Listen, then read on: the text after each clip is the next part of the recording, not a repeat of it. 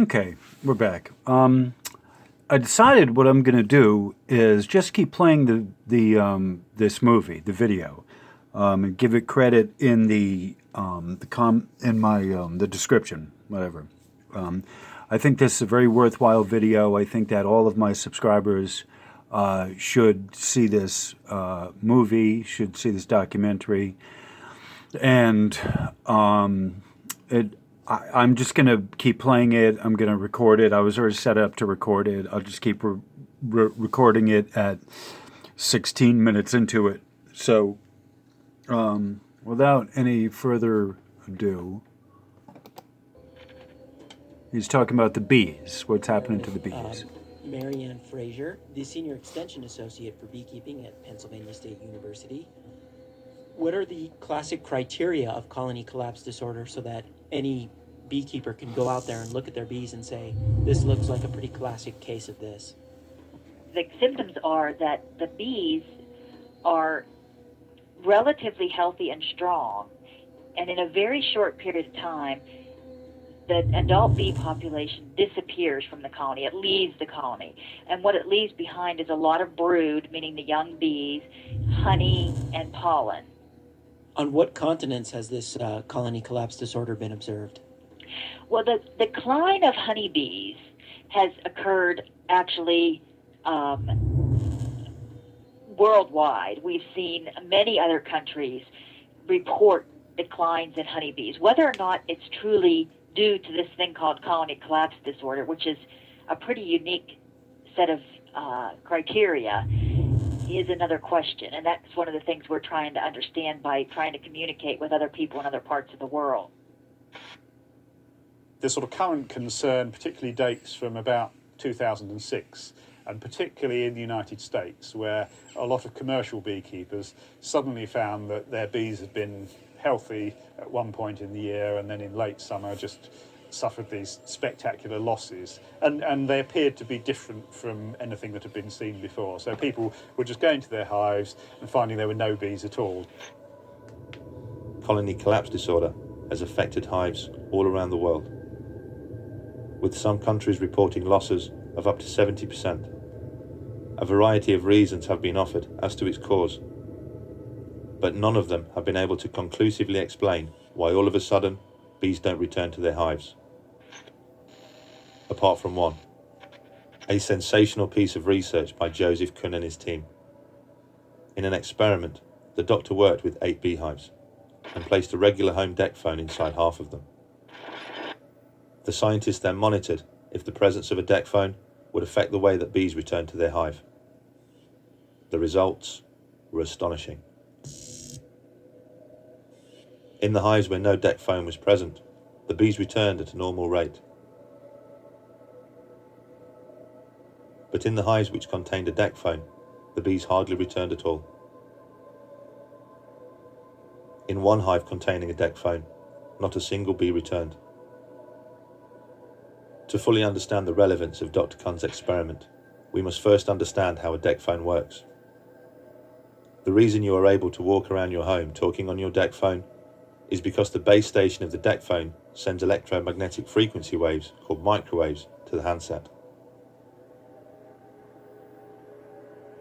This is exactly the same way that a mobile phone mast communicates with a mobile phone.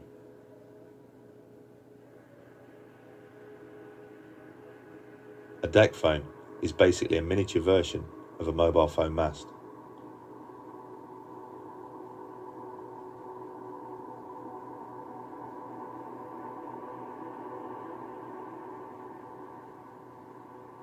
If a bee is affected by what comes out of a deck phone, it will most definitely be affected by what comes out of a mobile phone mast.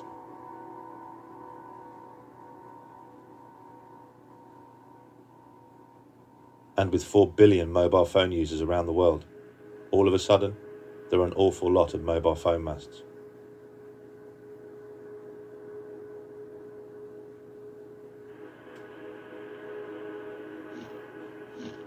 The bee's magnetic sense allows it to navigate using the magnetic lines of the Earth, an ability it has spent millions of years fine-tuning and developing. Does it stand to reason then that such an acute sensitivity would be affected by even the slightest change in the electromagnetic environment. So what about a gargantuan change, and one which has happened almost overnight?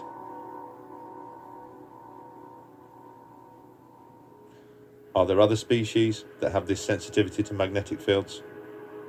A sensitivity which ultimately makes them vulnerable to man-made frequencies. Unfortunately, the discovery of a new protein cell called a cryptochrome suggests all life has a magnetic sense.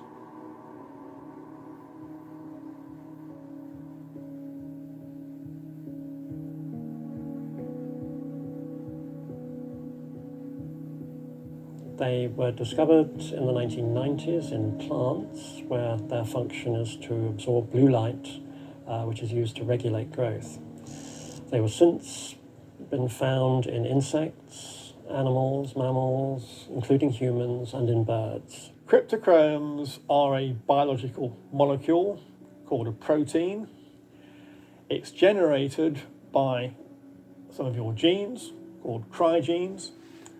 And the cryptochrome molecule actually controls your circadian rhythms, including melatonin production. Some of the cryptochromes seem to have a function of absorbing light as detectors for the circadian clock.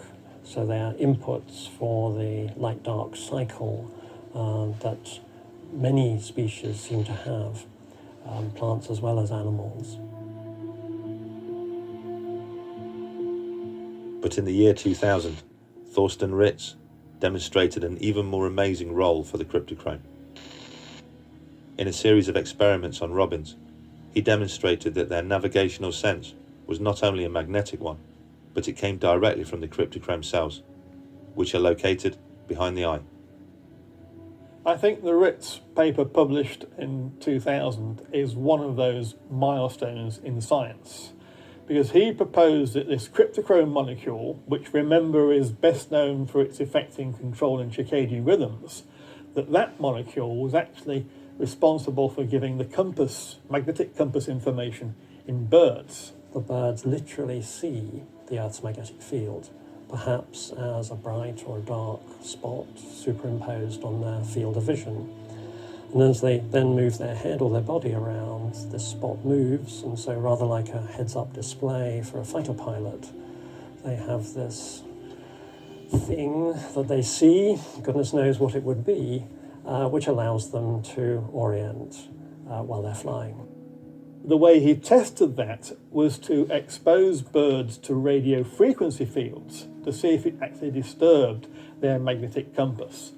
And not only did the radio frequency field indeed disrupt the migration of robins, but it did so at very, very low intensities of fields. And that's really important and really interesting, that very low level radio frequency fields interfered with the robin's compass. The experiments by Ritz clearly demonstrated that the cryptochrome cell used in navigation was seriously affected by man-made frequencies, and man-made frequencies at levels well below those deemed safe by the governing body ICNIRP.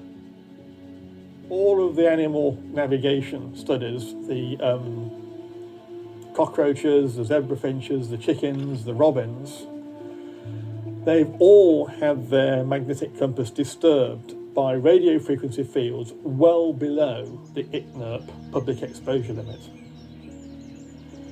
Right, work on birds, particularly birds, and insects have shown that they are sensitive to fields way below the ICNIRP levels that claim are safe for us. If you look at where the research shows they're sensitive to, there's good stuff in the literature showing it's significantly lower than what we're allowed to be exposed to, and therefore what they're exposed to in the environment. There's certainly solid scientific reason for supposing that magnetic fields, artificial magnetic fields, will disturb the habitat of a number of species.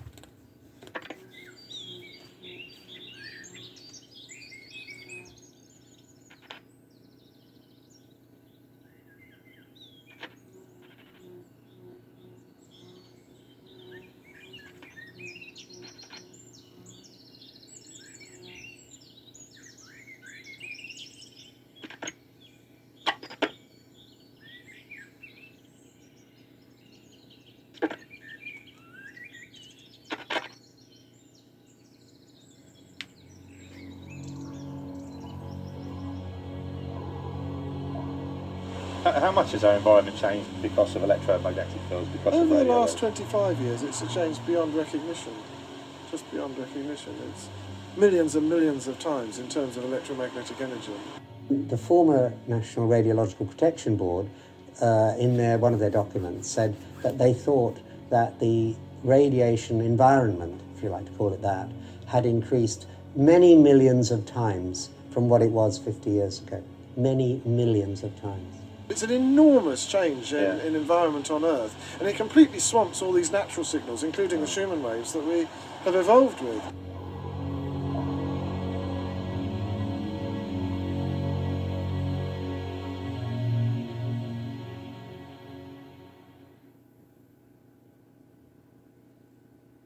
One of the reasons that cryptochromes are particularly interesting from the point of view of human beings detecting magnetic fields is that there's a recently study by Dr. Foley and colleagues showing that if you put human cryptochromes into the fruit fly, then the fruit fly is magnetically sensitive because of the presence of these human cryptochromes.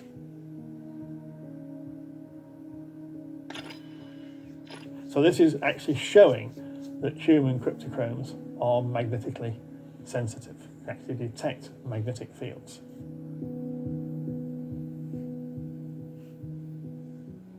The discovery of the cryptochrome cell has sparked new interest in the magnetic sense of man, a sense that Robin Baker had predicted some 40 years ago. This is not some kind of scientific blind man's buff. It's an experiment to find out whether children have a sense of direction.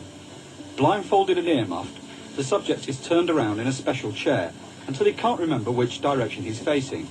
The chair stops and the subject guesses whether he's facing east, west, north or south. The guess is recorded in a small computer. If children had no sense of direction, their guesses would be random, but they're not.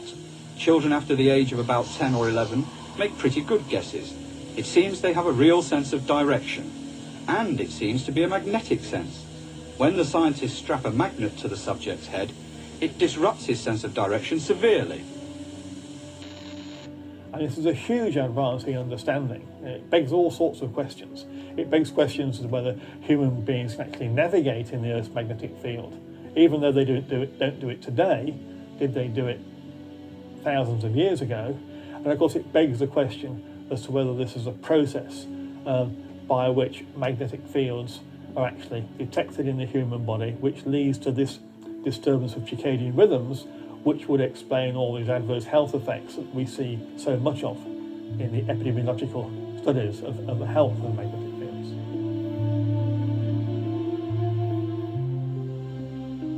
If mankind has the ability to sense magnetic fields, the same ability as the bees, the birds, and the butterflies, does that also mean that we are as vulnerable as they are to man-made frequencies? Will changes in our environment affect us, as it's clearly affecting them?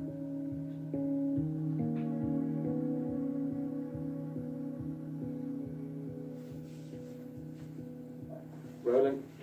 Okay, so what is how do you describe electrosensitivity? Electrical sensitivity is when people start reacting, their body starts reacting to electromagnetic fields. Generally speaking, the electromagnetic fields that they'll be reacting to is wireless. So it'll be wireless communications, it'll be Wi-Fi, it'll be cordless phones, deck phones, mobile phones, masts. All of them emitting signals that our body has never experienced before. And when people start to become affected, when I became affected, the way that it starts to affect you is, generally speaking, it's your head first, and it will start giving you pains in your head. But I hate to use the word headache because it's pains in your head that is unlike any other headache you've ever had before. Most people's complaints are things like cardiac arrhythmia, insomnia, headache, visual disturbance, vertigo, different kinds of paresthesias or neurasthesias where they are feeling unusual sensations within their body. But really it can also affect endocrine function, thyroid function. Again, the list is really endless. In my particular case, and this is not everybody's case, if I then don't get out of the environment, I start getting quite severe pains in my gut, and that will then mean it's too late, and I will then start bleeding internally. I think that the symptoms are so diverse, and the associations that that people make are very difficult to accept if you have no knowledge of this subject, which most physicians do not have. And that's no fault of their own. We're not trained to recognise this condition. It's very innovative, and our understanding of it is entirely embryonic at this stage. We're at the very first steps of unravelling and fully understanding this condition. Brian, like many sufferers of electrosensitivity, has been forced to make radical changes to his home. These two rooms have been completely shielded in metal foil, so that this room and the bedroom are a Faraday cage. And if you actually check the electromagnetic fields or indeed the microwaves, and this machine is simply converting microwaves to noise, you find that the mast that is about half a mile away over there, which causes me a problem, by shielding the room and putting metallized glass, means that I can eliminate most of the electromagnetic fields. The aspects of an organism that allow it to detect and respond to electromagnetic fields. You could say, this word's going to use it in a number of different contexts, and if you bisect it and break it down, electrically sensitive, you could say that really that's a response to life itself. In that, for example, if we're looking at an organism to determine the presence of life, we're really looking for the presence of electricity. So with the electrocardiogram, for example, the ECG, and the electroencephalogram, the EEG, what we're looking at there is the presence of electricity from those target organs, the brain and the heart. And when we see the presence of that, that's a sign that there's life. So in a way, given that on a cellular level, electromagnetic fields are part of life itself, we could say that all life is electromagnetically sensitive. Desperate to convince people that electrosensitivity was genuine, Brian and a number of other sufferers signed up to a landmark experiment at Essex University. The experiment, run by Elaine Fox, would sadly become the definitive work on the subject.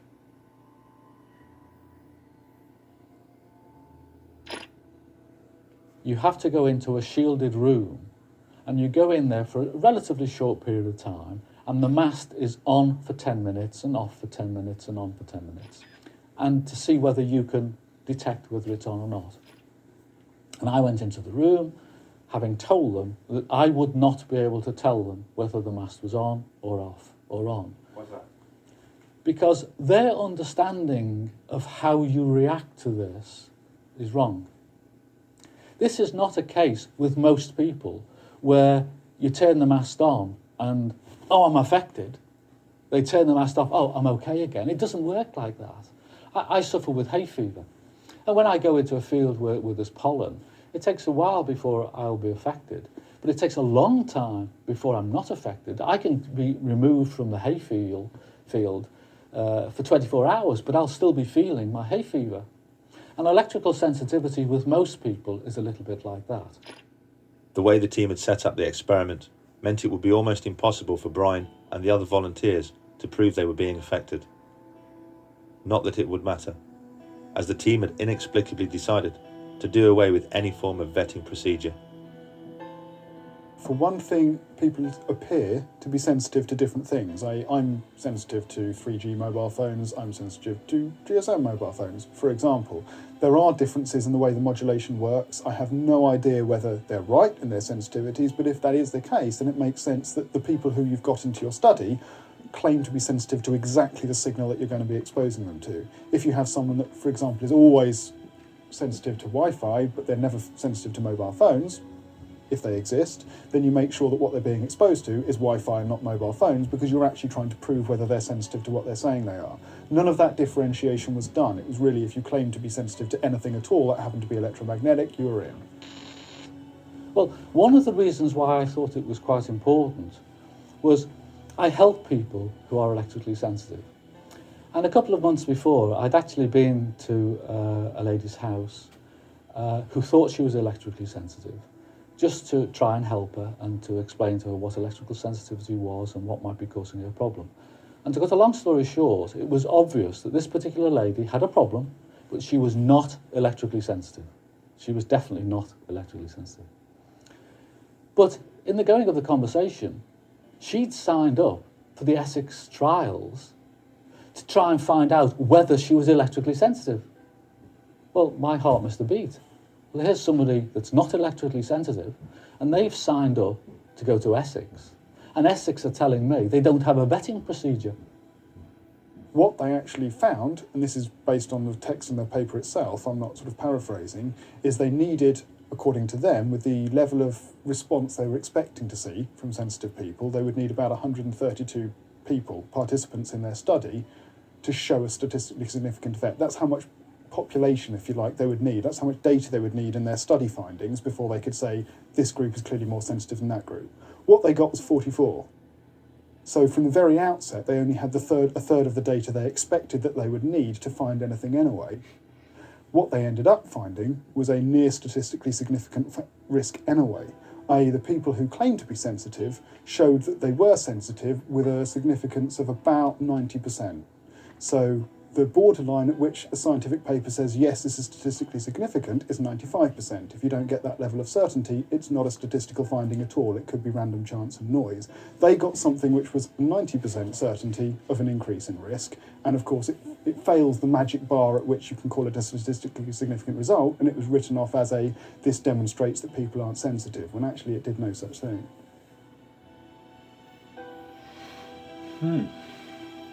The constant exposure to the mast took its toll on a number of the volunteers, making some of them so sick they were forced to withdraw from the experiment.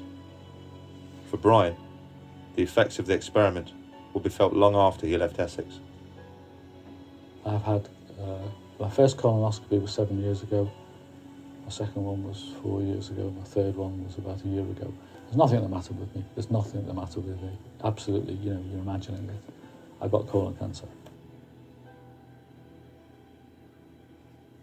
So from the first time that I bled to the time of removing the polyp was 7 years.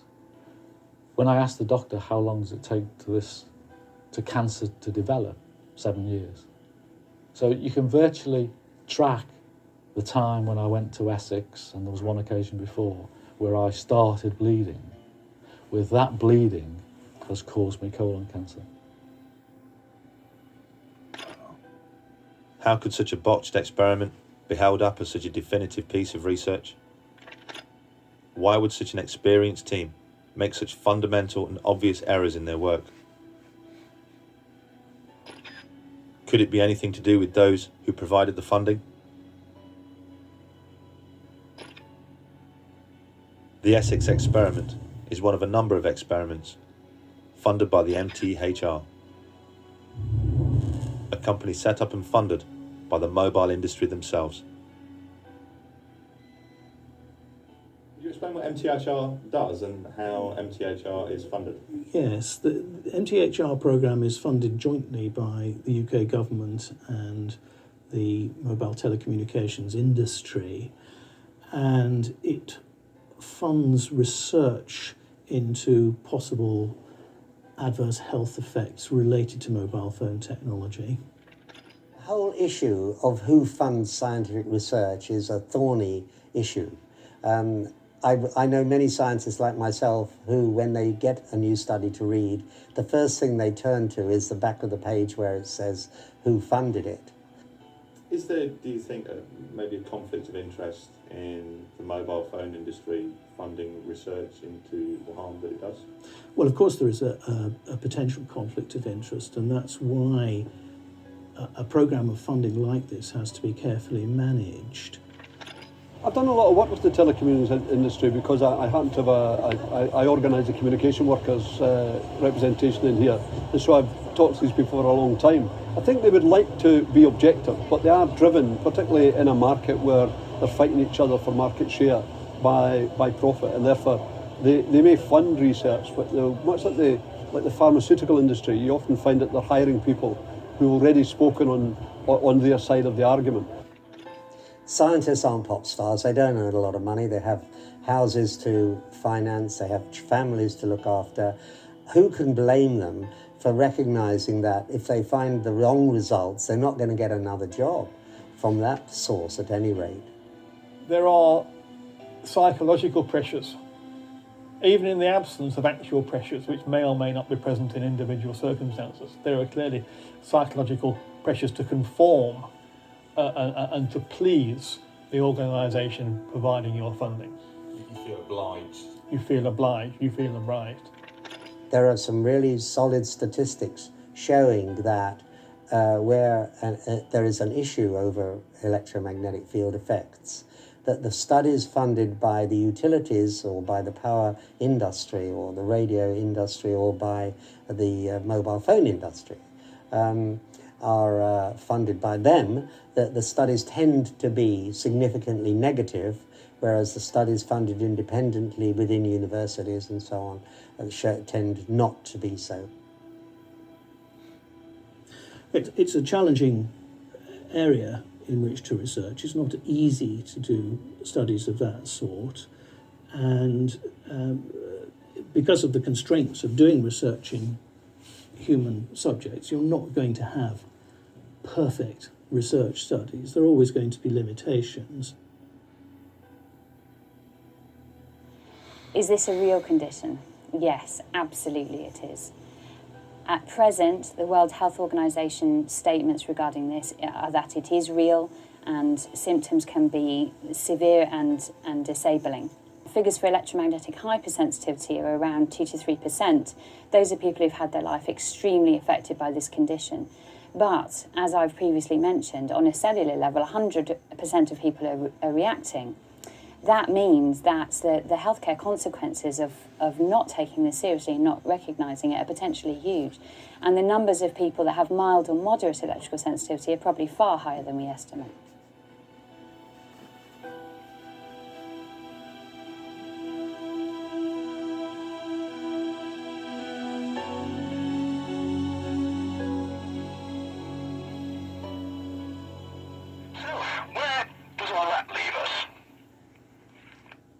It leaves us with a tape recording of an experimental link-up between a standard telephone and a unique mobile handset. A dialing tone. And that's quite an achievement, because it's one thing to transmit a conversation. It's another to transmit accurate digital information. Now, an extension at the Research Institute in Chelmsford, which has perfected this technique. On the other end of this should be Liz Charnock. With the advent of the mobile phone in the 1980s, came the need to build a network of antennas to support them. Since then, the telecom companies have erected over 5 million mobile phone masts around the world. But incredibly, prior to filling the air with microwave frequencies, they didn't conduct a single piece of research to ensure there wouldn't be any long-term health effects from such exposure. The grid was built without first making sure it was safe. Thank you for your help.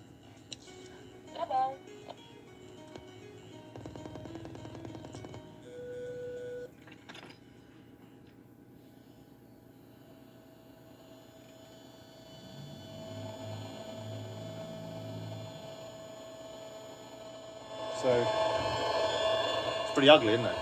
yeah, and it's constant as well. One thing you'll notice is it doesn't stop. It's 24/7. This is what's coming out of the mast. If you can see the mast, you're being exposed to it. Right. Frankly, even if you can't, you're being exposed to it if you're this distance away, because it'll pass through, concrete walls and things. It'll dampen it a bit, but not very much. if you're within 200-300 metres of the mast up there, this is what you're going to be exposed to 24/7. When you can hear it, it changes everything. It does. Imagine if you could see it.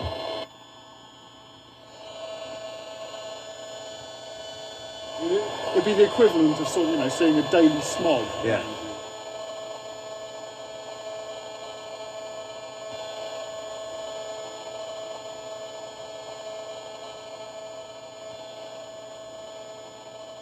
With a constant smog of man-made frequencies surrounding our daily lives, and no testing as to its safety, is there any wonder people's bodies have started to react? Well, it was almost 10 years ago, and I was in my 30s. No history of breast cancer in my family, and living a really healthy lifestyle.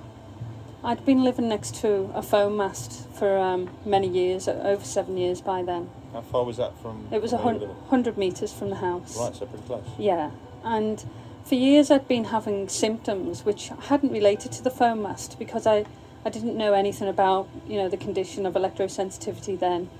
And I'd been having vertigo, sleep problems, headaches, sharp pains in my head. And I'd often visit the doctor only to be told it was either stress or a virus. And then, just out of the blue, I was diagnosed with breast cancer. And it was the biggest shock of my life. And at first I thought, well, it's bad luck, you know, it's just unlucky, it's me. And started to go through my treatment. And it was then I started bumping into neighbours in the hospital. And I only lived in a small village. Right. And started bumping into other young ladies as well, who were neighbours. Young? How old are you? Oh, well, I was the youngest in my 30s, but the others were in their 40s or early 50s. Right, that's very young. And that was 5 of us all diagnosed at once, within 6 months of each other, with breast cancer. Okay, that's a good place to pause.